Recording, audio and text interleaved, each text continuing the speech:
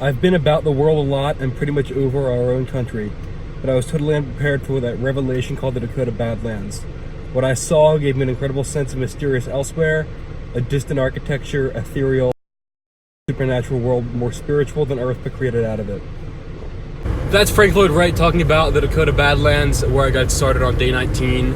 I slept in the Sage Creek Campground, which is right in the middle of the park. I actually had a buffalo pass like 4 feet from my tent as I was going to bed. So I got up to a great view and then headed to Wall, South Dakota, which is just outside the park, a little bit north, and went to the Wall Drug Store, which is this famous little tourist trap.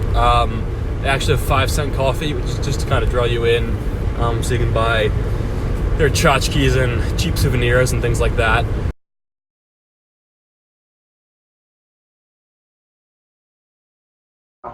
Drop in some of that hard-earned money of yours. After you've made your deposit, then make your custom choice.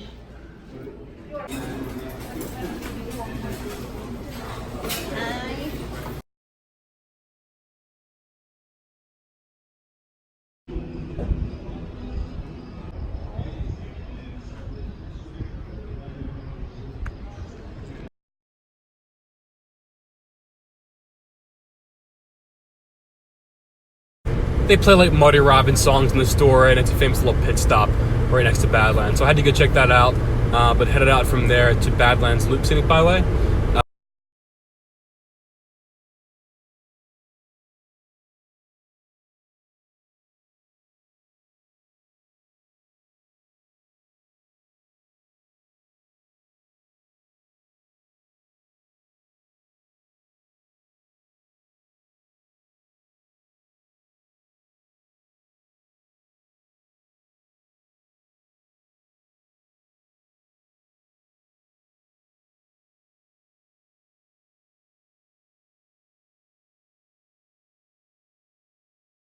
After I finished up the byway and stopped by the visitor center, I went out and did some hiking. There's not a ton of hiking in the Badlands, and it's all kind of one web nestled together. So I went out on Castle Trail, then did the Saddle Pass Trail real quick, and then came back on Medicine Root Loop Trail.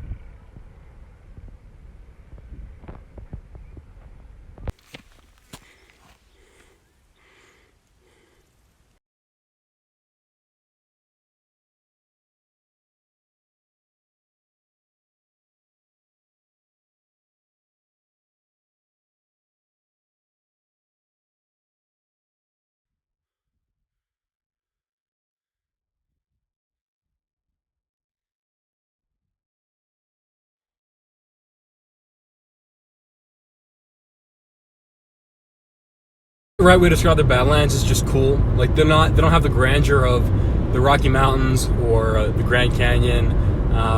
They're not as sublime as like the Smoky Mountains. They're just like an interesting landscape.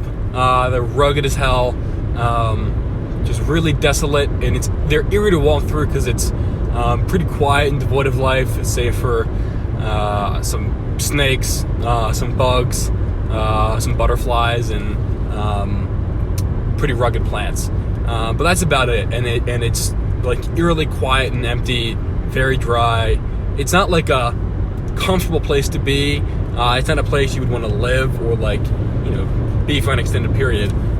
It's just an interesting place to see in America, and I'm glad I did. I would go back. The other thing I would say about the Badlands is that they really suffer from sort of drive-by checklist tourism. Because the Badlands Loop Scenic Byway goes right through the park and shows you a good bit of what there is to see, it's not quite as necessary to get out on trails as it is in other national parks. And for that reason, it tends to be really crowded. Like there's a lot of people that just drive through for a couple hours, stop at the overlooks, take pictures, and leave.